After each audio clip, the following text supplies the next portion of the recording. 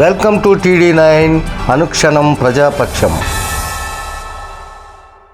ఈరోజు నెల్లూరు నగరంలోని మాగుంట లేఅవుట్ నందు ఉన్న IME కార్యాలయం నందు డాక్టర్ హర్షవర్ధన్ డెర్మటాలజీ మరియు హెయిర్ ట్రాన్స్ప్లాంట్ వైద్య విధానాలపై ప్రెస్ మీట్ ఏర్పాటు చేశారు. ఈ కార్యక్రమంలో ఆయన మాట్లాడుతూ చర్మ వ్యాధులకు సంబంధించి మరియు హెయిర్ ట్రాన్స్ప్లాంట్ వైద్యానికి సంబంధించి MBBS, MD లేదా డిప్లొమా చేసిన వారు మాత్రమే అర్హులని, లేనిచో రోగికి సైడ్ ఎఫెక్ట్స్ వచ్చి రోగి ప్రమాదంలో పడే అవకాశం ఉంటుందని, దీనికి సంబంధించి IADVL ఈ విషయంపై అవగాహన కల్పిస్తున్నారని ఆయన తెలియజేశారు. బ్యూటీ సెలూన్స్ కావచ్చు, మరి ఏ ఇతర సెలూన్స్ వద్దైనా అర్హత లేని డాక్టర్స్ వద్ద ఇలాంటి వైద్యాలు చేయించుకుంటే రోగికి ప్రాణాపాయం కలిగే ప్రమాదం ఉందని ఆయన స్పష్టం చేశారు.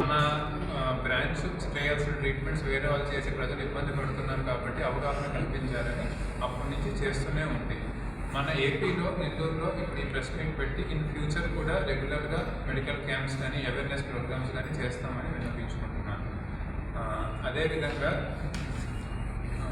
ఈ NMC అంటే నేషనల్ మెడికల్ కమిషన్ అంటే MBBS డాక్టర్స్ అందరికీ సంబంధించిన గవర్నింగ్ బాడీ వాళ్ళు ఇచ్చిన గైడ్ లైన్స్ ప్రకారం ఈ స్కిన్, హెయిర్ అండ్ నెయిల్ ప్రాబ్లమ్స్ని MD or diploma or DNB in dermatology, venereology and leprology ఈ పోస్ట్ గ్రాడ్యుయేట్ కోర్స్ కంప్లీట్ చేసిన వాళ్ళు మాత్రమే దీన్ని ట్రీట్మెంట్ చేయడానికి అర్హులుగా అప్రూవల్ లెటర్స్ అనేవి, అప్రూవల్ డిగ్రీస్ అనేవి ఇచ్చింది.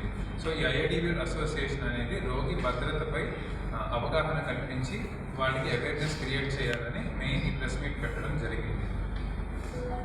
నా ఫ్యామిలీ అండ్ హెల్త్ వెల్ఫేర్కి అలాగే విధంగా లెజిస్లేటివ్ అసెంబ్లీకి కూడా డిఫరెంట్ లెటర్స్ పెట్టి కంప్లైంట్స్ అనేవి రేజ్ చేసి already central and state legislative అసెంబ్లీలో కూడా కొన్ని బిల్స్ అనేవి నడుస్తున్నాయి. ఏపీ మెడికల్ కౌన్సిల్లో కూడా దీని గురించి డిస్కషన్ జరుగుతుంది.